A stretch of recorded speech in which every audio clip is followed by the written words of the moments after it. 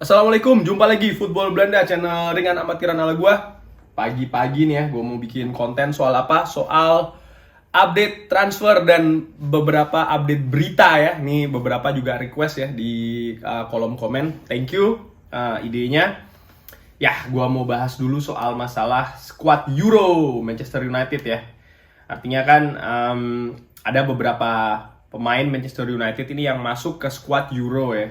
Ada beberapa yang gue suka, ada beberapa gue yang mempertanyakan kok tidak masuk ya kan. Ada beberapa gue yang malah suka tidak masuk ke squad Euro ya. Anthony Martial ini tidak masuk, gue suka ya, karena kenapa ya? Masih cedera, masih penyembuhan, make sense tidak dimasukkan ke squad Prancis. Paul Pogba pastinya masuk ya, Bruno Fernandes, Marcus Rashford ini masuk, buat gue make sense. Daniel James juga masuk ya, buat gue lagi-lagi make sense ya, karena memang ya dengan segala plus minusnya menurut gue sih kalau untuk urusan timnas ya harusnya memang masuk ya si Daniel James ini. Lalu Scott McTominay juga masuk di Scotland, buat gue juga make sense ya. Yang tidak make sense itu tidak masuknya Aaron Wan-Bissaka sih sebenarnya ke squad Inggris ya. Tapi kalau gua ngelihat squad Inggris itu, gua nggak jagoin Inggris by the way ya. Kalau gua ngelihat squad Inggris ya, menurut gua aneh sih, terlalu banyak penumpukan di bek kanan. Gua nggak tahu nih si Southgate mau seperti apa nanti mainnya ya. Kemarin kan uji coba menang 1-0, but ya uji coba tidak bisa dijadikan ukuran ya. Belanda juga tadi malam seri 2-2 lawan Scotland, tapi again, uji coba, apalagi mendekati turnamen tidak bisa dilihat sih, karena itu banyak rolling, banyak coba-coba ya. Mason Greenwood tidak masuk, menurut gua make sense. Kenapa ya? Karena penampilannya naik turun ya. Jesse Lingard ini menurut gua yang ya agak disayangkan tidak masuk ya, tapi nggak tahu kenapa feeling gua sih mengatakan Jesse Lingard ini peluang untuk stay di Manchester United musim depan cukup besar ya. Artinya bisa dibilang 50-50 lah. Mungkin bisa dibilang 55-45 ya, karena ini juga nanti melihat bagaimana rekrutmen Manchester United dan apa yang diperlihatkan oleh Jesse Lingard di West Ham. Termasuk juga ya banyak pihak yang menyayangkan dia tidak masuk ke timnas Inggris. Artinya apa? Artinya kualitasnya dia ini semakin bagus ya, dan bukan tidak mungkin ini akan dijadikan pertimbangan, mungkin bukan dari sisi Ole Gunnar, tapi dari sisi manajemen ya, bisa jadi. Feeling gua sih Jesse Lingard ini sekarang masih dijadikan dalam tanda kutip senjata untuk negosiasi ya, tapi ya we'll see. Ini menarik ya, menurut gua sih is a good situation lah buat Jesse Lingard ya. Mau stay mau enggak ya, kalau kita lihat dari penampilannya dia so far seperti apa ya. Donny van de Beek ini masuk ke timnas Belanda, dipanggil ya, menurut gua walaupun nggak menjadi starting 11 ya, mudah-mudahan sih akan dimainkan ya, karena tadi malam di uji coba ya timnas Belanda nih kelihatan ya Van de Boer ini lebih ke Davy Klaassen ya, which is posisinya kan sama kayak Donny van de Beek, tapi bukan tidak mungkin ada mungkin 1 atau maksimal 2 pertandingan Donny van de Beek ini akan main walaupun tidak dari starting line up. Dan buat gue ini juga make sense ya, karena kenapa ya, penampilan Donny van de Beek bersama Manchester United kan musim ini juga tidak banyak gitu ya, tidak banyak, kontribusi juga cukup minim. Dengan dipanggilnya dia di timnas Belanda aja dia sebenarnya sudah bagus gitu loh, dan kalau dia nanti diberikan menit bermain walaupun sedikit, menurut gue tuh sudah merupakan ya hal yang harus diapresiasi sih ya. Harry Maguire masuk timnas Inggris, Luke Shaw, siapa lagi ya, Victor Lindelof Swedia, David De Gea bersama timnas Spanyol, dan Dean Henderson bersama timnas Inggris ya. Walaupun untuk seorang Dean Henderson ini gue nggak yakin dia akan jadi pilihan pertama, kemungkinan besar masih akan Jordan Pickford ya. Tapi ya dari sisi penjaga gawang menarik sih nih ya, dua-dua ini dipanggil ke timnas. Artinya apa? Walaupun satu dan yang lainnya ini posisinya beda ya, satu starting line up, yang lainnya tidak ya. Tapi menurut gue ini menunjukkan bahwasannya ya di sisi penjaga gawang ini kita mumpuni ya, Manchester United ini ya. Pun di sisi back back four terutama ya, karena kalau kita lihat kan banyak menyayangkan Aaron Wan-Bissaka tidak dipanggil ya. Artinya keempat-empatnya ini punya kualitas ya, dan ini again kredit to Ole Gunnar Solskjaer yang bisa meningkatkan terutama Luke Shaw ya dan juga Aaron Wan-Bissaka, dan termasuk juga Harry Maguire, dan memaintain ya selama musim kemarin ya. Seperti itu sih update-nya. Ya gue harapin sih ini pemain-pemain yang di Euro nggak ada yang cedera ya. Bukan cuman ya bermain bagus oke lah, karena buat gue Manchester United above this nations ya. Kalau buat gue ya dengan amatiran. Jadi yang gue harapin adalah ya nomor 1 nggak cedera dulu ya, nomor 2 baru bermain baik ya. Itu berita dari Euro. Dan sekarang kita ngobrolin sedikit soal masalah ya, apalagi kalau bukan transfer ya, transfer rumor ya. Ini gue buka di Transfermarkt. Wow, ada beberapa update berita ya, rumors ini. Ada Pedro Gonçalves nih nomor 1. Nah ini yang digadang-gadang ininya ya, kalau nggak salah sama-sama dari Sporting. Market value-nya 22 juta. Attacking midfielder, posisinya menurut gua ya ini sih duplikasi ya, hampir duplikasi dari seorang Bruno Fernandes usia 22.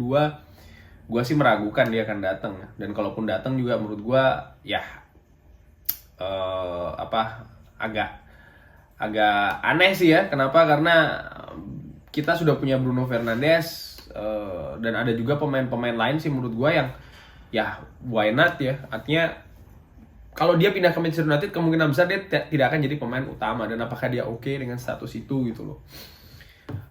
Balik lagi ada seorang Kieran Trippier, ini usia 20 tahun ya. Ini kan juga diisukan kenceng ya untuk menjadi pesaing Aaron Wan-Bissaka ya, untuk ya backup juga, artinya supaya sisi kanan ini juga aman. Menurut gue make sense sih didatangkannya Kieran Trippier ini. Usia 30 tahun ya, baru saja juara La Liga bersama Atletico. Harganya nih ada di angka 20 juta ya. Kalau gua sih Rian amatiran, kalau seandainya Kieran Trippier ini jadi datang sih, ini merupakan sesuatu yang bagus ya, signing yang bagus. Lalu ada Jadon Sancho lagi ya, seperti biasa nih. Wah ini menurut gua ada kabar sini dari Romano kalau nggak salah ya, correct me if I'm wrong. Gue baca ini ya Fabrizio Romano. In the next days we will have some updates. Ya, ini kabarnya lagi dinego di angka 90 juta ya, walaupun market value-nya di angka 100 juta ya. Wow, masih cukup mahal sih menurut gue. Dan kalau seandainya Jadon Sancho ini jadi datang, menurut gue again Jadon Sancho ini pemain yang bagus, pemain dengan kualitas bagus, usia masih muda. Ya di Dortmund juga penampilannya oke ya, bagus, dan menurut gue bisa jadi sebuah rekrutan yang bagus juga sih buat Manchester United. Cuman again sih ya, di usia 21 harga sedemikian tinggi, ini yang jadi concern gue ya. Artinya ya pemain itu kan ada teknis ada non teknis ya. Yang gue khawatirkan ini justru dari sisi non teknis ya. Artinya gimana life changing ini akan merubah pemain gitu loh, dan akan merambah ke kualitasnya dia di lapangan juga ya. Contoh sih ya Memphis Depay, itu jelas menurut gue salah satu contoh ya, gimana pada saat di PSV ini seorang prodigy ya, hot prospect, hot semuanya, hot star, hot whatever lah, pindah ke Manchester United, gaya hidupnya berbeda, turun ya. Dan sekarang ketika dia pindah ke Lyon yang beda ya levelnya dari Manchester United, tidak seperti di Manchester United pada saat itu, penampilannya pelan-pelan naik, dan sekarang sudah masuk ke sisi mature, dan kabarnya ini sedang diincar oleh Barcelona ya. But anyway, ini salah satu contoh sih menurut gue, dan ya mudah-mudahan Jadon Sancho tidak seperti itu ya. Lalu ada Pau Torres juga, Declan Rice. Well, ini harganya masing-masing 65 juta dan 50 juta ya, menurut gue agak mahal sih ini ya. Gue sih setuju nih, Declan Rice salah satu ya oke lah buat gue rekrutannya. Lalu ada Tom Heaton, ya well sudah pasti masuk nih Tom Heaton. Ada Harry Kane, ya Harry Kane menurut gue sih ya enggak ini Harry Kane terlalu mahal 120 juta, dan khusus untuk Harry Kane ini gue baca artikel pagi ini dan menurut gue make sense ya. Artinya apa? Conte ini ada kemungkinan diambil oleh Tottenham Hotspur, dan menurut gue kalau Conte ini diambil oleh Tottenham Hotspur, maka ada kemungkinan Harry Kane ini akan stay.